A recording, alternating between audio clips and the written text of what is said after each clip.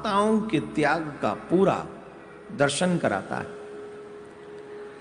इसी पवित्र मास में करवा चौथ जो अपने पतियों के लिए निर्जला व्रत रखती हैं माताएं बहन, दूसरा एक और व्रत है जो आने वाला है, अघोई अष्टमी। ये अपने पुत्र के लिए मां व्रत रखती है और इस व्रत में मां जो है वो भी निर्जला ही रहती है। जब वो चंद्रमा निकलने पर जल पीती है और यहां तारे निकल आने पर पूजा करती है। अब उस मां का आदर इस सनातन संस्कारों में क्यों ना हो? हमारी संस्कार जो है, हमारी संस्कृति जो है, माओं की रिस्पेक्ट करती है। ये जो अहोई अष्टमी है आने वाली है, माताएं इस पर्व को बड़ी धूमधाम से मनाती हैं। माता अहोई माता से प्रार्थना करती है कि मेरे बाल गोपाल सुरक्षित रहें, आपकी कृपा उन पर बनी रहे। व्रत करके उनको मनाती है और बड़ा सुंदर ये व्रत भी है। कहते हैं व्रत हो, नियम हो, साधन हो, ये व्रत भी तो साधन ही है। हमारे देवी देवताओं को बड़े हृदय से स्वीकार्य होते हैं। जब आप कोई साधन करते, आप कोई नियम करते, आप भजन करते, आप व्रत करते हैं, देवी देवता इसे स्वीकार करते हैं। दीपावली से ठीक एक सप्ताह पहले ये व्रत पड़ता है, जो कि इसका जो शुभ मुहूर्त है, पूजा का जो मुहूर्त है, इसमें इन दिनों में माता पार्वती और अहोई माता का पूजन किया जाता है। सायंकाल के वक्त भावना के सहित, अब आप लोग जानते हैं कि अहोई माता को हम लोग दीवार पे सजाते हैं, उनकी सुंदर छवि बनाते हैं, फिर उनकी पूजा करते हैं और सायंकाल भक्ति भाव के साथ दीवार पर अहोई की पुतली रंग भर कर बनाते हैं। उसी पुतली के पास सेई व सेई के बच्चे भी बनाते हैं। आजकल बाजार से भी मिल जाते हैं, तो आप वहां से भी लेके आ सकते हैं। संध्या के समय सूर्यास्त होने के बाद जब तारे निकलने लगते हैं तो अहोई माता का पूजा प्रारंभ होती है। पूजन से पहले जमीन को स्वच्छ करके पूजा का चौक पूर कर एक लोटे में जल भरकर उसे कलश की भांति चौकी के एक कोने पर रखें और भक्ति भाव से पूजा करें। अपने बच्चों के कल्याण की कामना करें। साथ ही अहोई अष्टमी के व्रत की कथा श्रद्धा भाव से सुने।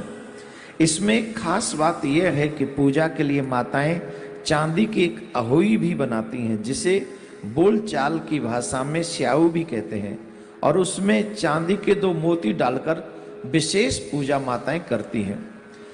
इस अहोई व्रत की जो विशेष कथा है उसको भी ध्यान से आप लोग सुन लें।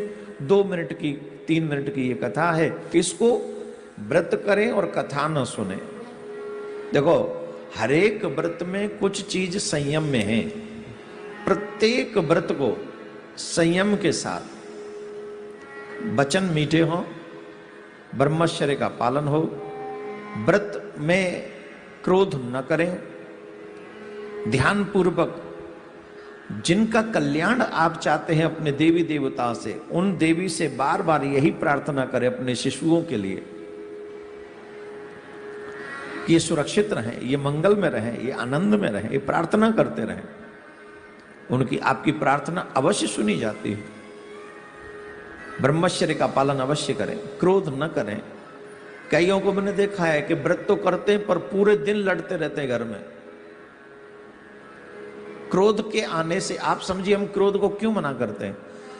क्रोध के आने पर जो पुण्य एकत्रित किया जाता है व्रत में, वो नष्ट हो जाता है, या उसका वो फल नहीं मिलता जो मिलना चाहिए। इसलिए हमारे यहां कहते हैं संयमी रहो, क्रोध नहीं करो, ब्रह्मचर्य का पालन करो, मन से भी वाणी से भी किसी को बुरा मत बोलो। यही श्रेष्ठ इसका फल है। तो हम नियम के साथ अगर व्रत रखेंगे तो उसका पुण्य अधिक लगेगा, देवी देवता प्रसन्न होंगे। जिस देवी देवता का आप आह्वान करते हो, पूजन करते हो, वो प्रसन्न होकर आपको मन के मुताबिक आप जो चाहते हो वो आपको वरदान देते हैं। लेकिन जब आप उन नियमों का पालन नहीं करते तो आपको वो फल नहीं मिलता, वो रिजल्ट नहीं मिलता जो मिलना चाहिए। इसलिए इनका पालन करें। अहोई व्रत की एक कथा है, बड़ी सुंदर कथा है। एक साहूकार थे, उनके 7 बेटे थे, 7 बहुएं थी। साहूकार की एक बेटी भी थी। दीपावली में ससुराल से मायके आई हुई थी। तो दीपावली में हम लोग अपने अपने घर को सजाते ही हैं, तो वो भी घर को संभालने के लिए, लीपने के लिए, पहले कच्चे घर होते थे तो लीपते थे। मैंने भी देखे हैं लिपे हुए घर। संयोग से मेरा बचपन वहीं से शुरू भी हुआ, कच्चे घर से, लिपे हुए घरों में हम लोग, मैं भी रहा हूँ, मुझे याद है। तो दीपावली, होली, कोई त्योहार आता है, कोई शुभ दिन होता है तो माताएं बहन अपने उस घर को लीपती हैं। जैसे आजकल नहीं पेंट करते हैं, लीपना पोतना, ये हमारे ब्रज के शब्द हैं। तो लीपती थी। तो लीपने के लिए वो मिट्टी खोदने के लिए वन में गई, जंगल में गई। तो ननद आई हुई थी। तो ननद ने कहा, भाभी आप जा रही हो तो मैं भी चलती हूँ, मुझे भी ले चलो। तो अपनी भाभीियों के साथ में वो ननद भी उनके साथ चली गई। मिट्टी खोदने लगी, सभी अपनी अपनी परात भर रही थी मिट्टी खोदने के लिए। तो जब मिट्टी खोद रही थी तो खुरपी ननद के हाथ में भी थी।